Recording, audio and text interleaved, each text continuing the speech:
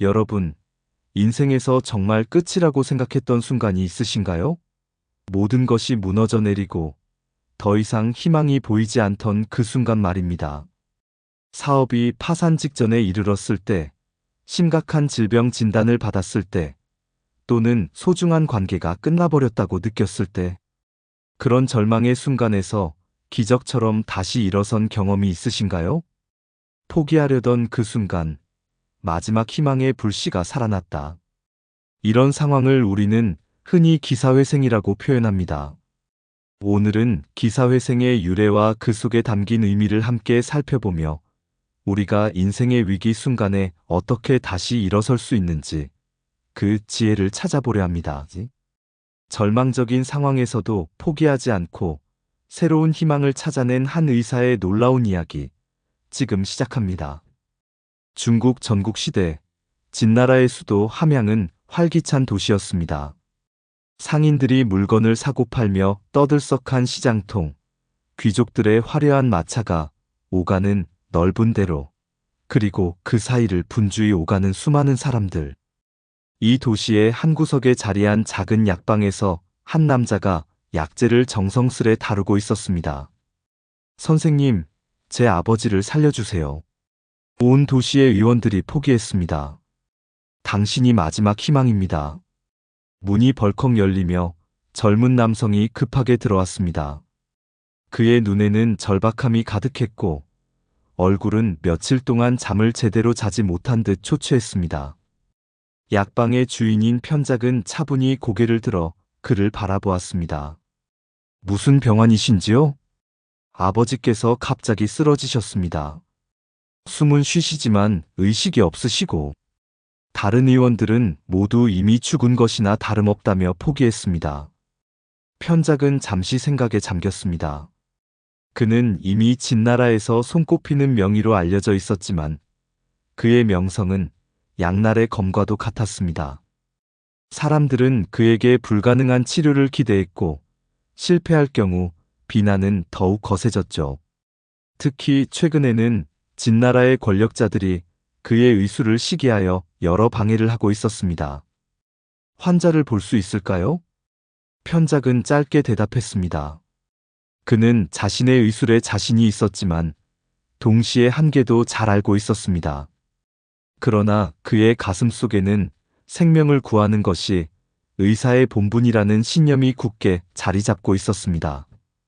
젊은 남성의 안내를 받아 편작이 도착한 곳은 진나라의 부유한 상인인 왕후의 저택이었습니다. 화려한 문양이 새겨진 대문을 지나 안뜰로 들어서자 저택 안은 이미 조문객들로 가득했습니다. 사람들은 편작을 보자 의아한 표정을 지었습니다. 왜 의사를 부른 거지? 이미 사람이 죽어가는데. 그냥 예를 갖추어 장례를 준비하는 게 낫지 않을까? 수군거림이 들렸지만 편작은 흔들리지 않고 환자가 누워있는 방으로 향했습니다. 방 안에는 왕후가 누워 있었고 그의 얼굴은 창백했으며 숨소리는 거의 들리지 않았습니다. 편작은 조용히 다가가 환자의 맥을 짚었습니다. 그의 표정이 점점 진지해졌습니다. 아직 살아계십니다. 그리고 살릴 수 있을지도 모릅니다. 편작의 말에 방 안의 공기가 일순 긴장감으로 가득 찼습니다. 왕후의 아들은 희망과 의심이 뒤섞인 눈빛으로 편작을 바라보았습니다. 정말입니까? 다른 의원들은 모두 그들은 표면만 보았을 뿐입니다. 환자의 병은 심각하지만 아직 생명의 불씨가 남아 있습니다. 제가 특별한 침술과 약을 써보겠습니다. 편작은 자신의 약상자에서 여러 도구와 약재를 꺼내기 시작했습니다. 그의 손길은 빠르고 정확했으며 눈빛에는 강한 집중력이 깃들어 있었습니다. 그는 먼저 환자의 특정 혈자리에 침을 놓기 시작했습니다. 방 안의 모든 사람들은 숨을 죽이고 그의 행동을 지켜보았습니다. 이 환자는 중풍이라는 병에 걸렸습니다. 피가 제대로 흐르지 못해 의식을 잃은 것이죠. 제가 피의 흐름을 다시 열어주겠습니다. 편작의 말에 사람들은 반신반의했습니다. 그들에게 중풍은 생소한 병명이었고 대부분은 이미 왕후가 죽어가고 있다고 생각했기 때문입니다. 하지만 편작은 흔들림 없이 치료를 계속했습니다. 침을 놓은 후 편작은 특별히 준비한 약을 환자의 입에 조금씩 흘려 넣었습니다. 그리고 환자의 가슴과 머리에 특별한 약초를 갈아 만들어 붙였습니다. 모든 과정은 정교하고 신중했으며 편작의 이마에는 땀방울이 맺혔습니다. 이제 기다려야 합니다. 오늘 밤이 고비가 될 것입니다. 편작은 왕후의 아들에게 말했습니다. 그의 목소리에는 확신이 담겨 있었지만 동시에 불안감도 느껴졌습니다. 의사로서 그는 자신의 한계를 알고 있었고 때로는 최선을 다해도 환자를 구하지 못할 수 있다는 것을 잘 알고 있었기 때문입니다. 밤이 깊어갔습니다. 편작은 환자 곁을 떠나지 않고 계속해서 맥박을 확인하며 상태를 지켜보았습니다. 때때로 그는 추가적인 침을 놓거나 약을 더 먹였습니다. 왕후의 아들도 방 한구석에서 뜬 눈으로 밤을 지새웠습니다. 새벽이 밝아올 무렵 갑작스러운 소리가 방 안의 정적을 깼습니다. 왕후가 신음소리를 내며 몸을 뒤척인 것입니다. 편작은 즉시 환자에게 다가갔습니다. 왕후의 눈꺼풀이 천천히 움직이더니 마침내 눈을 떴습니다. 물. 희미한 목소리였지만 분명히 왕후가 말을 한 것입니다. 방 안은 순식간에 기쁨과 놀라움으로 가득 찼습니다. 왕후의 아들은 눈물을 흘리며 편작에게 감사의 인사를 전했습니다. 선생님, 정말 감사합니다. 아버지를 살려주셨군요. 편작은 미소를 지었지만 그의 표정은 여전히 진지했습니다. 아직 완전히 회복된 것은 아닙니다. 앞으로 며칠이 더 중요합니다. 제가 처방하는 약을 정확히 복용하시고 식이요법도 철저히 지켜야 합니다. 이렇게 편작은 죽음에서 생명을 되돌리는 놀라운 의술을 선보였고 이 소식은 빠르게 진나라 전역으로 퍼져나갔습니다. 사람들은 그를 기사회생의 명이라고 부르기 시작했습니다. 하지만 이런 명성이 항상 좋은 것만은 아니었습니다. 편작의 뛰어난 의술은 진나라의 권력자들, 특히 궁중의사들의 시기와 질투를 불러일으켰기 때문입니다. 편작의 명성이 높아질수록 그를 향한 시기와 질투도 커져갔습니다. 특히 진나라의 궁중의사들은 자신들의 지위가 위협받는다고 느꼈고 편작을 제거하기 위한 음모를 꾸미기 시작했습니다. 저 시골 의사가 감히 우리의 영역을 넘보다니. 그의 소위 기사회생이라는 것도 결국은 운이 좋았을 뿐이야. 궁중 수석 의사인 이연은 분노에 차 있었습니다. 그는 오랫동안 진나라 왕실의 건강을 책임져 왔으며 그 지위에 큰 자부심을 가지고 있었습니다. 하지만 최근 편작의 명성이 높아지면서 왕실 내에서도 그에 대한 이야기가 나오기 시작했습니다. 듣자 하니 왕께서도 편작이라는 의사에 대해 관심을 보이신다고 합니다. 곧 궁으로 불려올지도 모릅니다. 이연의 제자 중 하나가 조심스럽게 말했습니다. 이 말에 이연의 얼굴이 창백해졌습니다. 그는 자신의 지위가 위협받는 것을 참을 수 없었습니다. 그런 일은 절대 없을 것이다. 내가 직접 나서서 그의 실체를 폭로하겠어. 이연은 계획을 세우기 시작했습니다. 그는 먼저 편작의 평판을 떨어뜨리기 위해 그가 치료했던 환자들 중 상태가 다시 악화된 사람들을 찾아다니며 편작의 의술이 사기라는 소문을 퍼뜨렸습니다. 또한 그는 왕에게 편작이 위험한 약재를 사용한다는 거짓 보고를 올렸습니다. 한편 편작은 이런 음모에 대해 알지 못한 채 계속해서 환자들을 치료하고 있었습니다. 왕후의 완전한 회복 이후 그에게 찾아오는 환자들은 더욱 늘어났습니다. 그 중에는 정말 심각한 상태의 환자들도 많았고 편작은 최선을 다해 그들을 치료했습니다. 어느 날 편작이 진료를 마치고 약방으로 돌아왔을 때 한 노인이 그를 기다리고 있었습니다. 허름한 옷차림이었지만 그의 눈빛에는 지혜가 깃들어 있었습니다. 편작 선생님을 뵙게 되어 영광입니다. 제 이름은 장로라고 합니다. 의학에 관심이 많아 선생님의 의술에 대해 들었습니다. 편작은 공손히 인사를 하고 노인을 안으로 모셨습니다. 그들은 차를 마시며 의학에 대한 깊은 대화를 나누었습니다. 장로는 놀라울 정도로 의학에 대한 지식이 풍부했고 편작은 그와의 대화에서 많은 것을 배웠습니다. 선생님의 기사회생 의술은 정말 놀랍습니다. 하지만 조심하셔야 합니다. 뛰어난 재능은 종종 시기와 질투를 불러일으키니까요. 장로의 말에 편작은 잠시 생각에 잠겼습니다. 그는 최근 자신을 향한 시선이 변하고 있다는 것을 느끼고 있었습니다. 제가 무엇을 조심해야 할까요? 궁중 의사들이 선생님을 시기하고 있습니다. 특히 이연이라는 자가 선생님을 해하려는 계획을 세우고 있다고 들었습니다. 편작은 놀랐습니다. 그는 단지 환자들을 치료하기 위해 최선을 다했을 뿐 누구와 경쟁할 생각은 없었기 때문입니다. 하지만 장로의 경고는 분명했고 편작은 이 위험을 무시할 수 없었습니다. 어떻게 해야 할까요? 당분간 조용히 지내시는 게 좋을 것 같습니다. 그리고 제가 한 가지 비법을 알려드리고 싶습니다. 이것은 제 스승에게서 배운 특별한 침술로 정말 위급한 상황에서 생명을 구할 수 있는 방법입니다.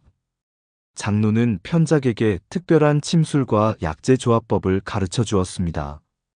이것은 편작이 알고 있던 것보다 더 강력한 방법이었고, 그는 이 지식에 깊은 감사를 표했습니다.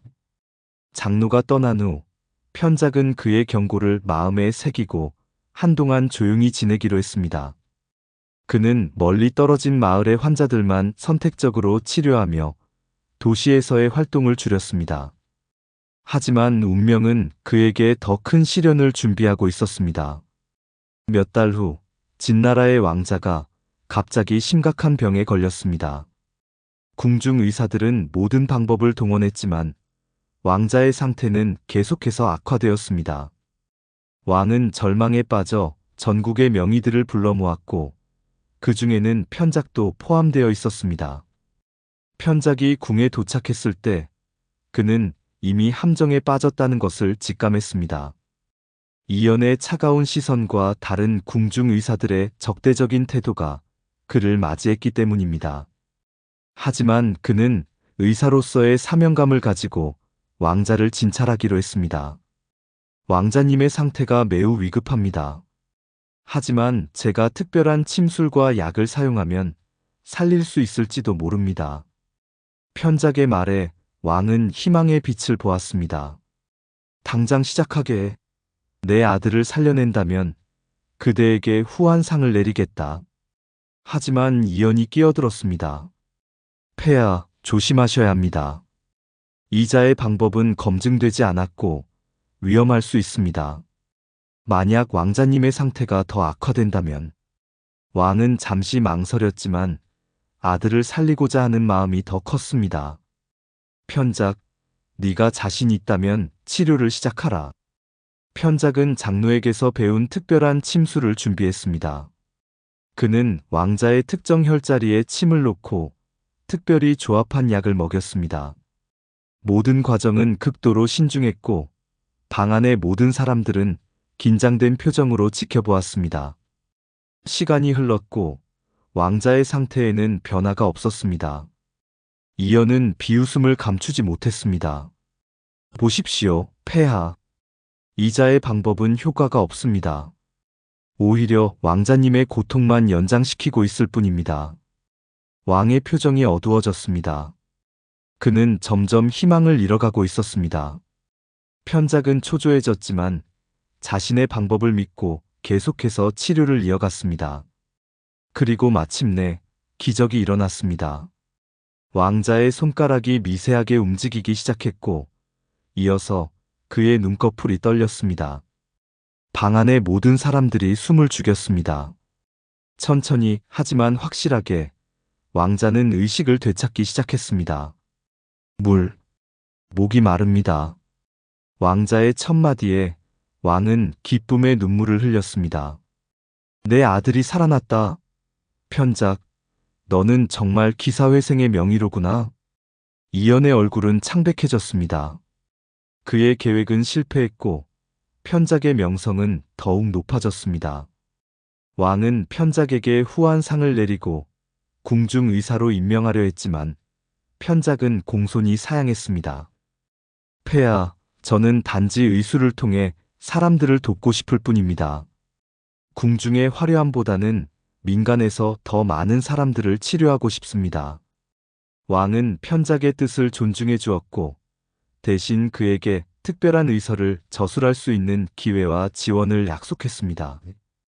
이것은 편작에게 큰 영광이었고 그는 감사히 받아들였습니다. 하지만 이연의 분노와 시기는 사그라들지 않았습니다. 그는 여전히 편작을 제거하기 위한 계획을 세우고 있었고 더 교묘한 방법으로 그를 함정에 빠뜨리려 했습니다. 편작이 왕자를 살려낸 후 그의 명성은 하늘을 찔렀습니다. 사람들은 그를 신이라 부르며 존경했고 멀리서도 그의 치료를 받기 위해 찾아왔습니다. 하지만 이런 명성은 이연에게 더 큰 위협으로 다가왔고 그는 마침내 극단적인 계획을 실행에 옮겼습니다. 어느 날 편작이 약초를 구하러 산에 올랐을 때 갑자기 검은 옷을 입은 자들이 나타나 그를 공격했습니다. 편작은 필사적으로 저항했지만 결국 의식을 잃고 말았습니다. 그가 다시 눈을 떴을 때 그는 어두운 지하 감옥에 갇혀 있었습니다. 이연이 그 앞에 서 있었습니다. 드디어 깨어났군. 편작, 넌 내게 너무 큰 골칫거리였어. 이제 네 기사회생의 능력이 진짜인지 한번 시험해 볼 차례야. 이연은 비웃으며 말했습니다. 그는 편작에게 독이 든 음식을 주었고 그것을 먹지 않으면 더 큰 고통을 주겠다고 위협했습니다. 편작은 절망적인 상황에 처했지만 그는 포기하지 않았습니다. 그는 자신의 의학 지식을 활용하여 독의 효과를 최소화할 방법을 생각했습니다. 그는 음식을 조금씩 먹으면서 동시에 자신의 혈자리를 눌러 독의 흡수를 늦추려 했습니다. 며칠이 지났고 편작의 상태는 점점 악화되었습니다. 그는 열이 오르고 온몸이 아팠지만 여전히 의식은 명료했습니다. 그는 자신의 상태를 정확히 파악하고 가능한 모든 방법을 동원하여 독의 효과와 싸웠습니다. 한편 편작의 실종 소식은 빠르게 퍼져나갔고 많은 사람들이 그를 찾기 시작했습니다. 특히 그가 치료해준 환자들과 제자들은 스승을 찾기 위해 밤낮으로 수색을 이어갔습니다. 그 중에는 왕후의 아들도 있었습니다. 그는 편작이 자신의 아버지를 살려준 은혜를 잊지 않고 있었고 그를 찾기 위해 모든 자원을 동원했습니다. 마침내 한 제보자가 편작이 이연에 의해 납치되었다는 정보를 제공했습니다. 왕후의 아들은 즉시 왕에게 이 사실을 알렸고 왕은 크게 분노했습니다. 그는 즉시 군사를 보내 이연의 저택을 수색하도록 명령했습니다. 군사들이 이연의 저택을 수색하는 동안 편작은 지하 감옥에서 죽음과 싸우고 있었습니다. 그의 몸은 이미 한계에 도달했고 의식도 점점 흐려지고 있었습니다. 하지만 그는 여전히 포기하지 않고 생명을 이어가기 위해 노력했습니다. 그는 자신의 맥박을 조절하고 호흡을 깊게 하며 몸에 남아있는 마지막 에너지를 효율적으로 사용하려 했습니다. 포기하지 마. 아직 끝나지 않았어. 편작은 자신에게 속삭였습니다. 그의 눈앞에는 지금까지 치료했던 수많은 환자들의 얼굴이 스쳐 지나갔습니다. 그들 중 많은 이들이 죽음의 문턱에서 돌아온 사람들이었죠. 편작은 자신도 그들처럼 이 위기를 극복할 수 있다고 믿었습니다. 바로 그때 멀리서 발소리와 함께 외침이 들려왔습니다. 이곳을 수색하라. 모든 방을 확인하라.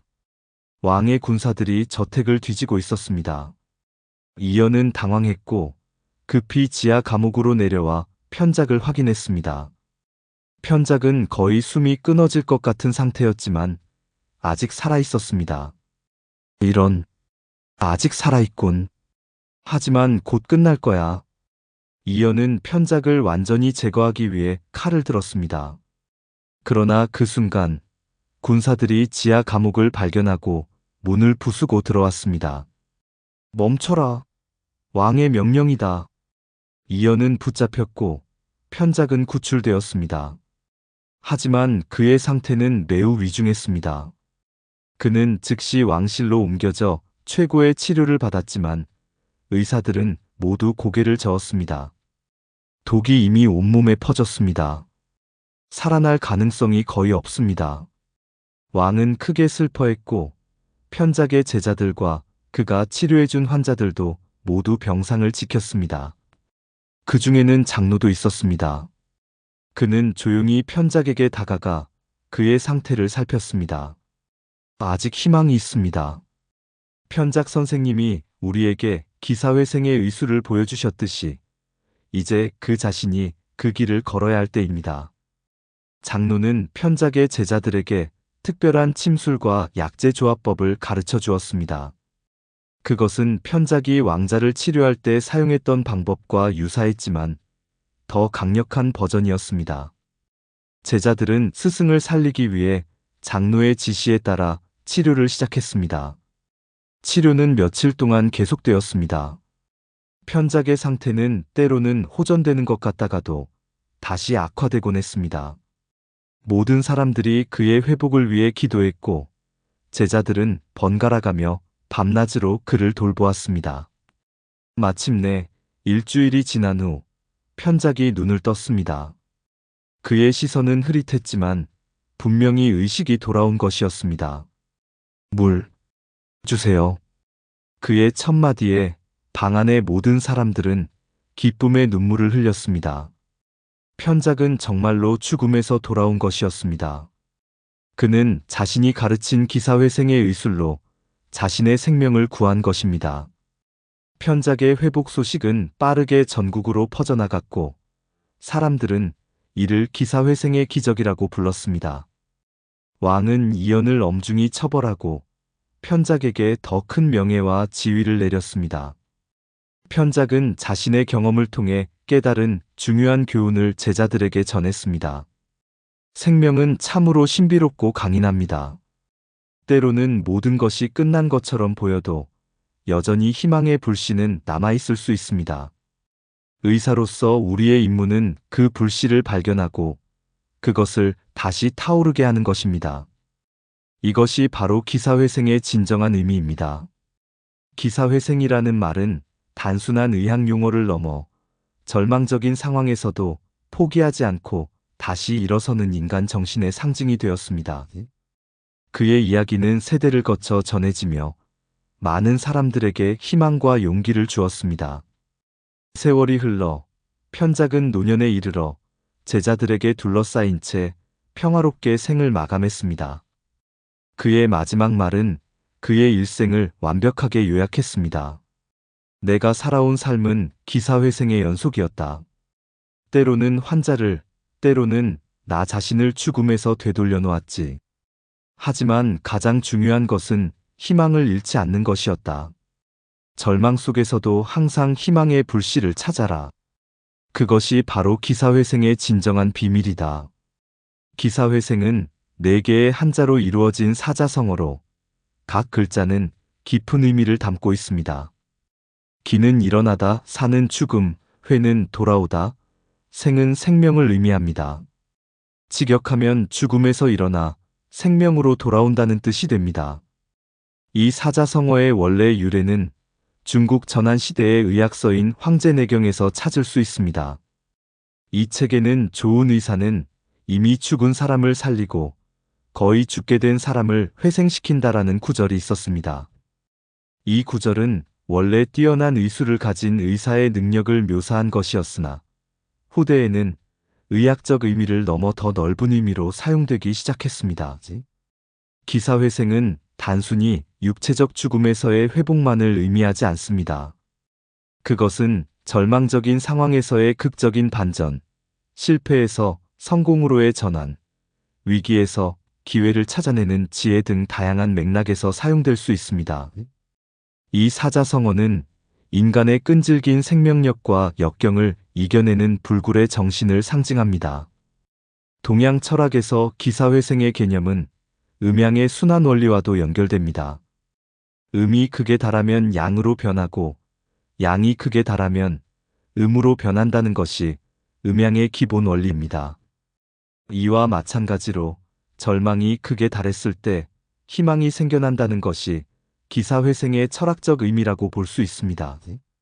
또한 불교의 윤회 개념과도 연결됩니다. 죽음이 끝이 아니라 새로운 삶의 시작이 될 수 있다는 불교의 가르침은 기사회생의 정신과 맞닿아 있습니다.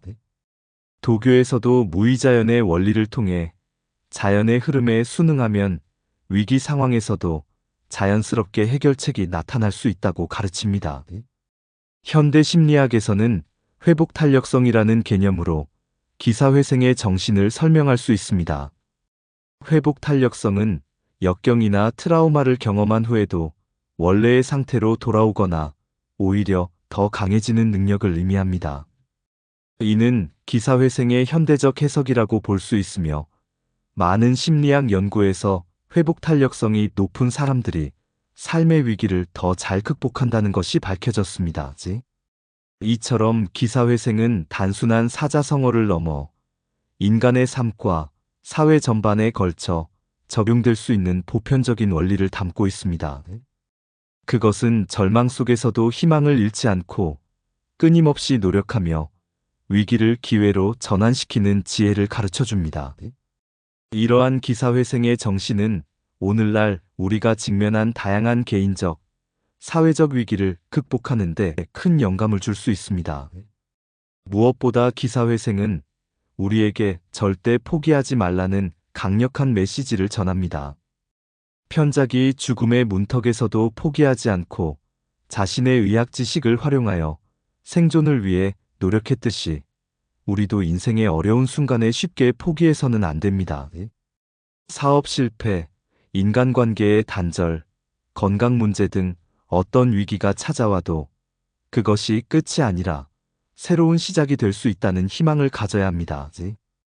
여러분의 삶에도 기사회생의 순간이 있었나요? 혹은 지금 위기를 겪고 있어 기사회생이 필요한 상황인가요? 편작의 이야기와 기사회생의 지혜가 여러분에게 작은 희망과 용기를 주었기를 바랍니다. 기억하세요. 가장 어두운 밤이 지나면 반드시 새벽이 옵니다. 절망 속에서도 희망의 불씨를 발견하고 그것을 키워나가는 기사회생의 여정을 여러분도 시작해 보시는 건 어떨까요?